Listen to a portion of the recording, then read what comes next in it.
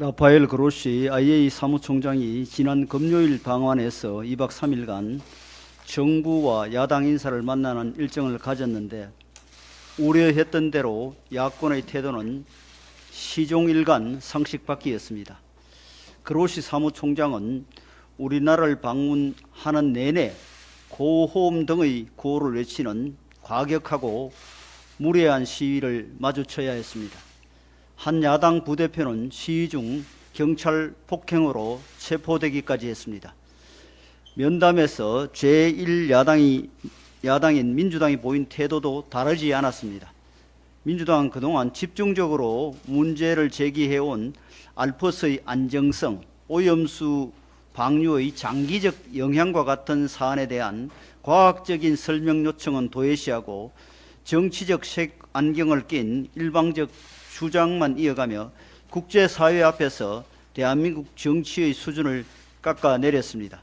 또한 IAEA의 검증이 중립성을 상실한 일본 편향 검증이었다는 거친 비난과 함께 전날 그로시 사무총장의 언론 질문 답변에 대한 말꼬리 잡기를 이어갔습니다. 특히 안전을 확신한다면 일본이 그 물을 국내 음용수로 마시라고 요구할 의사가 없나라며 막무가내식 압박을 한 것은 중립적 국제기구 대표에 대한 존중이 아예 결여된 태도였습니다. 민주당의 비상식적 억지와 논리적 모순이야 우리 국회에서 흔히 볼 수 있는 장면이지만 같은 방식으로 국제기구의 대표를 모욕하는 모습을 보고 있자니 대한민국 국민의 한 사람으로서 부끄럽기 그지없습니다. 그로시 사무총장은 집권 경험이 있는 야당과의 만남이니 정중하고 합리적인 토론이 있을 거라 생각했겠지만 무례한 억지 주장이 계속 이어가자 한숨을 내뱉었습니다. 깊은 한숨 소리가 대한민국 국격에 금이 가는 소리로 들렸습니다. 대한민국이 국제적 망신을 당하는 것을 감수해야 할 만큼 후쿠시마 오염수 방류가 문제라면 민주당은 왜 오늘 이 시간에도 방류되고 있는 우리나라, 중국, 일본, 미국, 캐나다의 원전 오염수에 대해서는 아무 말도 하지 않습니까? IAEA 그로시 사무총장의 후쿠시마 오염수보다 북핵을 더 걱정해야 한다는 말을 민주당은 뼈아프게 들어야 합니다. 민주당이 후쿠시마 오염수 문제 다루듯이 북핵 문제를 다뤘다면 오늘날 북핵 위협이 이 지경까지 됐겠습니까? 민주당은 무턱대고 반대하는 무지한 태도를 버리고 IAEA의 권위와 국제적 위상을 존중해야 합니다. 그로시 사무총장 말대로 민주당은 집권하면 IAEA를 상대하지 않을 겁니까? 지금의 태도는 수권 정당이길 포기한 것과 다름없습니다. 제이크 설리번 미 백악관 국가안보보좌관은 현지 시간으로 지난 7일 정례 브리핑에서 IAEA 사무총장 보고서는 유능한 국제기구의 전문적 분석에 근거한 것이라고 말했습니다. 이것이 IAEA 보고서에 대한 우리 최우방국들의 일반적인 견해입니다.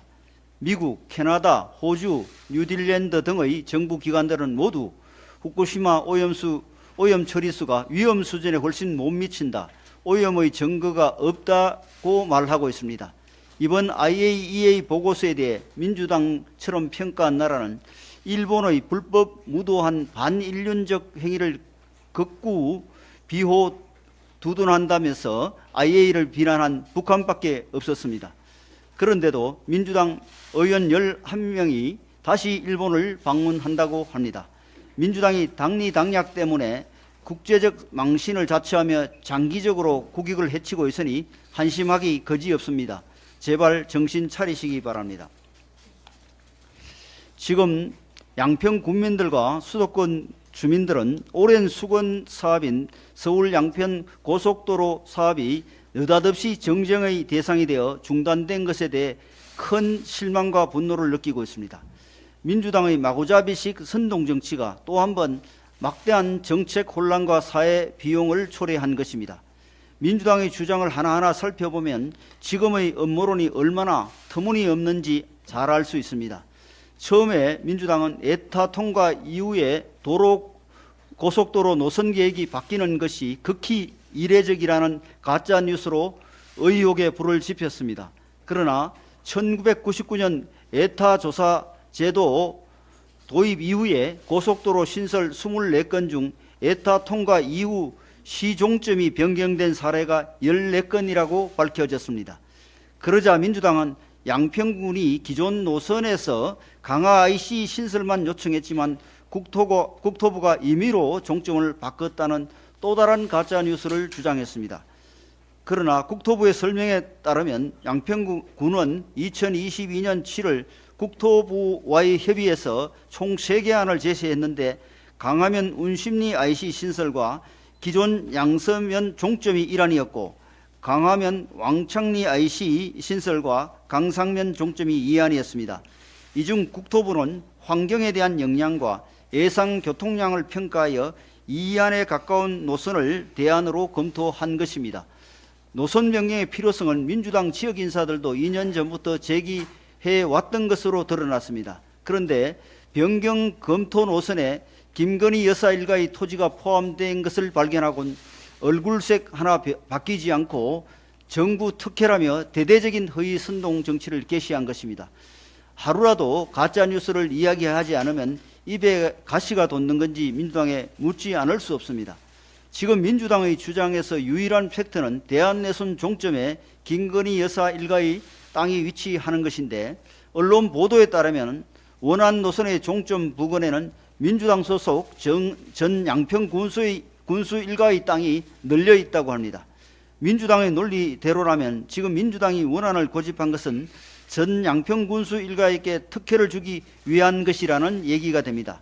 민주당은 김건희 여사 일가 특혜 의혹을 제기할 것이 아니라 전직 양평 군수의 셀프 특혜 의혹부터 조사해야 할 것입니다. 민주당 전 군수와 현직 위원장이 주도하던 개발 계획을 김건희 여사 일가 특혜로 둔갑시킨 민주당에게 도둑질도 손발이 맞아야 한다는 말을 해주고 싶습니다. 서울 양평고속도로는 기재부가 엄격히 경제성을 평가하고 송파구, 하남시, 광주군, 양평군 등 다수의 지자체가 관여하기에 감시의 눈이 매우 촘촘한 국가사업입니다. 국토부가 특정인을 위해 일방적으로 노선을 변경한다는 것은 사업 내용을 잘 모를 때나 할 수 있는 상상에 불과합니다. 국토부가 사업 자체의 백지화를 발표하자 민주당은 다시 원안추진위원회를 구성해 에타 당시 노선으로 돌아갈 것을 주장하고 있습니다. 정말 무책임하기 짝이 없는 행태입니다. 의혹을 제기했다가 사실이 아닌 게 드러나면 사과부터 하고 양평 국민의 희망에 따라 최선의 대안을 찾는 것이 도리일 것입니다. 그런데도 지금 와서 다시 말을 바꾸니 민주당은 지금 양평 국민의 수건 사업을 갖고 장난을 치는 것입니까? 어제 양평 군수와 주민 30여 명도 민주당사를 항의 방문해 지역 주민의 희망사항도 모르면서 고속도로 추진을 가로막지 말라고 호소했습니다. 민주당은 15년 가까이 이어져 온 수도권 동부의 수건 사업에 음모론을 끼얹어 혼란을 초래한 것에 대해 분명히 사과하고 사업이 정상화될 수 있도록 정쟁화를 당장 중단해야 할 것입니다. 지난 2021년 4.7 보궐선거 직후에 미국 뉴욕 타임즈에 내로남불이란 4글자가 영자로 고스란히 소개된 적이 있습니다. 21대 총선에서 압도적인 국회 의석을 확보했던 민주당이 불과 1년여 만에 처참하게 무너져 내린 배경으로 내로남불을 꼽은 것이었습니다. 4.7 보궐선거 당시 민주당은 지속적으로 오세훈 당시 후보의 내곡동 땅 의혹을 짚었습니다. 그런데 민주당이 집중 제기했던 내곡동 의혹은 페라가모 구두부터 온통 가짜 뉴스 투성이었고 무엇 하나 사실로 드러난 바가 없었습니다. 오히려 도쿄의 아파트를 지닌 박영선 후보가 역으로 도쿄 박이라는 별칭을 얻었는가 하면 LH 사태가 터지면서 부동산 사전 정보로 자신들의 일속 챙기기에 바빴던 실제 주인공들이 누구였는지 그 진실이 드러나면서 선거는 대반전으로 결론이 나게 됩니다. 그로부터 2년이 넘는 세월이 흘렀건만 대통령 선거도 지고 지방선거도 진 민주당이 여전히 내로남불의 늪에 빠져 허우적대고 있습니다. 민주당의 정신적 지주 이해찬 대표가 쏘아올린 양평 고속도로 종점 변경 특혜 의혹에 민주당 최고위원부터 국회의원들이 전부 달려들어 뭐라도 하나 잡았다는 듯 무차별 정치 공세에 올인했는데 막상 판도라의 상자를 열고 보니 양평 땅으로 특혜를 입은 당사자는 다름 아닌 민주당 소속의 정동균 전 양평 군수였습니다. 경제성도 떨어지고 양평 국민에게 돌아가는 혜택도 적은 과거 원안을 그토록 고수했던 이유가 바로 원안 종점 인근에 전 민주당 군수의 땅이 있었기 때문이었던 겁니까? 내로남불도 이런 내로남불이 없습니다. 자기 땅이 있는 쪽으로 고속도로 종점을 추진해서 특혜라는 민주당 주장대로라면 기존 예타가 통과된 양평 고속도로 원안은 정동균 고속도로, 민주당 고속도로입니까? 작은 의혹을 부풀려 가짜뉴스를 생산하고 선전선동으로 상대를 악마화시켜 이득을 보겠다는 정치적 한탕주의에서 이제 민주당이 졸업할 때도 된 것 아닙니까?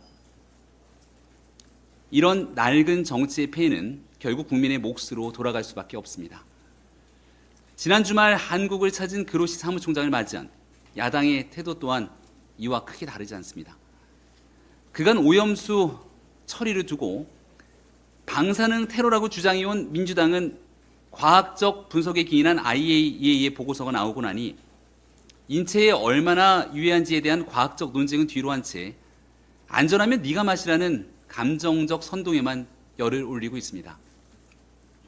민주당은 그간 오염수 방류가 방사능 테러라고 주장해왔으니 민주당 주장대로라면 어렵게 자리가 마련된 IAEA의 사무총장 면담에서 왜 일본 오염수 방류가 방사능 테러인지를 과학적 근거에 따라 설명하고 이런 테러를 즉각 중단하도록 요청해야 하는 것 아닙니까? 하지만 민주당은 그러지 못했습니다.